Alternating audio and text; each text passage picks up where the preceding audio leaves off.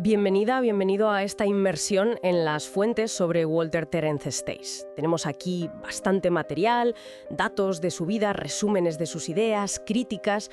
Vamos a ver qué sacamos en claro. Y es que el personaje tiene miga. A ver, un funcionario británico, muy práctico, ¿no? Más de 20 años en Ceilán, administrando la colonia. Sí, un hombre de acción, podríamos decir. Exacto. Y de repente, bueno, no tan de repente quizás, pero da el salto y se convierte en profesor de filosofía en Princeton. Y se dedica a estudiar la experiencia mística. Curioso, ¿verdad? Muy curioso. Y ese es el eje, yo creo. Pues esa es un poco nuestra misión hoy, explorar esa trayectoria, que es bastante singular, y entender por qué sus ideas sobre el misticismo, que tuvieron bastante eco, también generaron, bueno, bastante polémica. Justo. Vamos a ver cómo esa vida tan particular, ese viaje del, digamos, empirismo colonial al estudio de lo trascendente, pues cómo influyó eso en su pensamiento. Claro. Y nos meteremos a fondo con su idea estrella. Eso del núcleo común de las experiencias místicas, el perennialismo que se llama. Ajá. Y claro, también las críticas, que no fueron pocas ni suaves. Pues empecemos por el principio. Nace en Londres, 1886. Estudia en Dublín. Y ojo, que al principio quería ser sacerdote. Sí, pero parece que la filosofía, sobre todo Hegel, le atrapó más. ¿Y luego qué pasó? ¿Presión familiar? Parece que sí. Le empujaron hacia el servicio civil británico, y ala, a Ceilán. 22 años nada menos, ¿eh? Entre 1910 y 1932. Exacto. Y eso es clave, porque allí, claro, entra en contacto directo con el hinduismo, con el budismo. Vive esas culturas de primera mano. Eso es. Y esa experiencia, junto con su formación filosófica que ya traía de Europa, pues ahí se planta la semilla, ¿sabes? De su interés posterior por lo místico. Entiendo. Y mientras era funcionario, ya. Sí, ya publicaba filosofía. Artículos y libros serios. No era un aficionado. Vale. Y en 1932, el cambio, Princeton. Ahí es. Y allí es donde realmente, digamos, se pone las pilas con el tema del misticismo y desarrolla su gran teoría. Publica Misticismo y Filosofía en 1960, que es su obra cumbre sobre esto. Y aquí es donde la cosa se pone interesante y polémica. Su idea central, hay una experiencia mística universal, así, tal cual. Esa es la tesis fuerte. Que si quitas las interpretaciones que vienen después, las culturales, las religiosas, lo que queda en el fondo es una experiencia común. Y distingue dos tipos principales. La extrovertida, ¿Qué es? ver la unidad divina, o el uno, a través del mundo. Esa sensación de que todo está conectado, todo es uno, pero sigues viendo el mundo.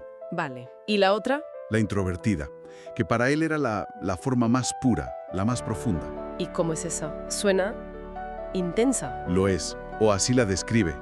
Es una conciencia pura, sin objetos, sin imágenes, sin pensamientos. Un vacío. Un vacío unitario, sí, donde desaparece la separación entre el que experimenta y lo experimentado.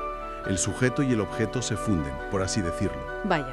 ¿Y para defender esto qué hacía? ¿Recopilaba testimonios? Sí, buscaba ejemplos en textos de muchas tradiciones. Cita mucho los Upanishads hindúes como el Mandukya, que describe estados de conciencia muy parecidos a esa experiencia introvertida. También místicos cristianos, sufis. Intentaba mostrar un patrón común. Exacto. Y sostenía que estas experiencias no son solo emociones fuertes o, yo qué sé, alucinaciones. Decía que tienen valor cognitivo. Cognitivo, que nos dicen algo sobre cómo es la realidad. Esa era su idea, que revelan algo fundamental. De ahí luego esa idea suya un poco difícil de encajar, de que no son ni subjetivas ni objetivas. Lo llamó transubjetivo. Transubjetivo. Me quedo con la palabra.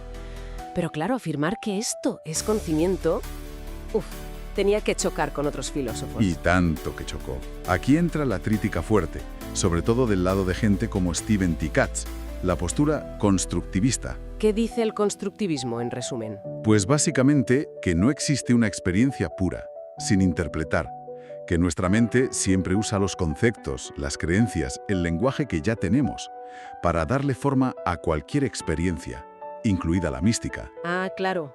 O sea que un místico cristiano y un budista no pueden tener la misma experiencia de base, porque sus gafas mentales, sus creencias previas, son distintas y colorean todo desde el principio. Exactamente.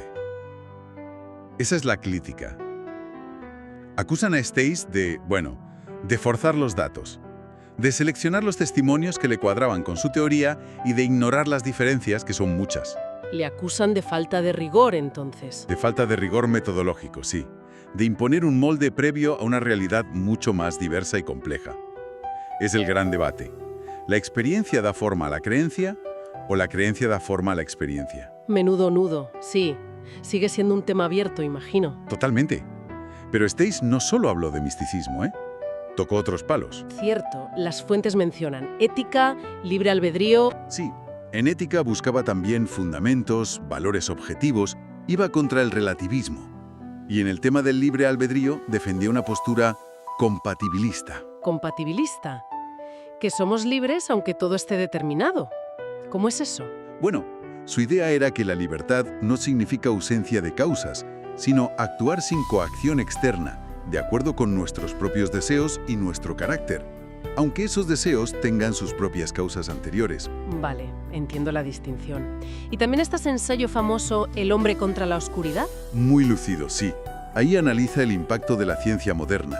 Al quitar la idea de propósito o de causa final en el universo, pues nos deja un poco a la intemperie, ¿no? En un mundo que puede parecer sin sentido. Explora qué significa eso para la moral, para encontrar un sentido a la vida. Un análisis bastante, actual incluso hoy. Desde luego. Entonces, haciendo un poco de balance, tenemos a un pensador complejo que intentó construir puentes entre filosofía analítica y experiencia trascendental, entre Occidente y Oriente. Sí, un intento valiente, sin duda. Su legado, pues es complicado. Sus tipos de misticismo, extrovertido e introvertido, se siguen usando mucho como punto de partida. Aunque con peros. Aunque con todos los peros del constructivismo, claro. Pero nos obliga a pensar sobre la conciencia, sobre qué tipos de conocimientos son válidos, sobre cómo interpretamos nuestras experiencias más raras o profundas. Y para terminar, volvamos a esa idea que dejamos ahí, lo transubjetivo. Que la experiencia mística no es ni privada, como un sueño, ni pública, como esta mesa. Eso es. ¿Qué significaría eso realmente? Que hay experiencias fundamentales que se escapan a esa división tan básica entre lo de dentro y lo de fuera, lo mío y lo de todos. ¿Es una categoría útil o solo una forma de nombrar el misterio? Buena pregunta. Ahí queda la reflexión. Una puerta que Stace nos dejó entornada.